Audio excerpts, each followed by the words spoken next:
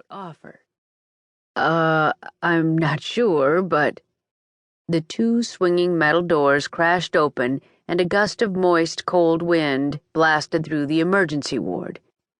Orders and commands were shouted, and the room erupted into chaos while 3 paramedics pushed a bruised and bloodied woman on a gurney right past them into one of the surgical bays. Just watching the fluid bags swinging made Trey think of needles, and that made him queasy. Eyes back on the pretty nurse and off the team of green scrubs now rushing down the corridor, talking in elevated voices, Trey said, "I really need to see my Nona. My brother texted me that they were here but didn't tell me what room." That was when Trey had lost it. 4 little words on a screen had him struggling for breath, struggling to keep it together. At St. Helena Memorial. "I can help with that. She's on the 3rd floor, west side of the hospital. Last door on your right," she said without even consulting the screen, which did not make him feel any better. "Do you know where that is, or do you want me to walk you there? Better yet, if you want to wait, I get off in 10 minutes. She could not have been more obvious if she'd written her number on his forehead.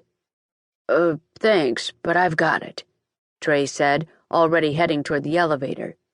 He knew every inch of this hospital. His parents had died here over a decade ago, after he'd lied about being sick so that they'd come home early. Only their sedan had driven over the embankment, head-on into a concrete pylon.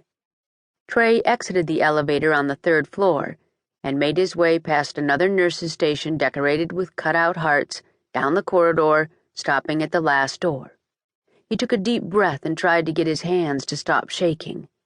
Latex, iodine, and that cooked cabbage smell, notorious with hospital cafeterias, only made the shaking worse. God, he just needed her to be okay. Trey pushed open the door, took 1 step inside, and froze. Holy Christ. If the smell of Bengay didn't make him want to run for it, the sight of saggy breasts slung up in sequins did. He'd been played. They'd dangled his grandmother's health in front of him, and he'd come running.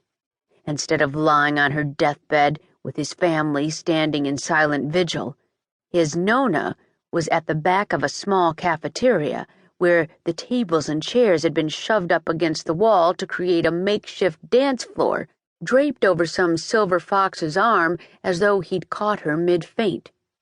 Dressed in a flowy red dress, matching orthopedic shoes, and enough hairspray to ignite with a single spark, Chi-Chi sashayed around the floor, twirling through a good portion of the town's retired sector and going for a dramatic dip under a giant poster that read, St. Helena's Salsa Society. We put the heat back in winter. "Trey?"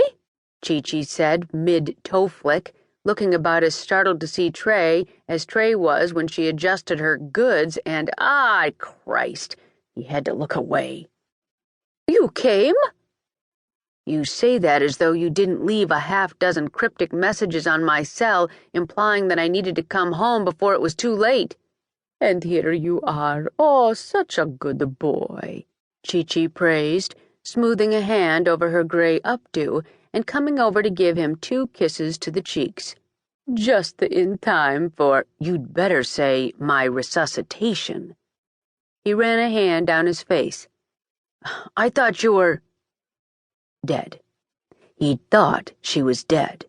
He'd spent the past 18 hours on an airplane praying he'd make it in time to tell his grandmother he loved her, and berating himself for being a selfish prick for staying as far away as possible from his family. He wasn't even sure what time zone he was in anymore. "You said it was a matter of life or death. Christ, Nona."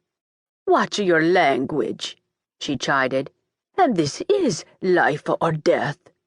The Winter Garden Gala is less than a month away." Trey exhaled a weary breath. "I walked out of a meeting with our biggest French buyer, went straight to the airport."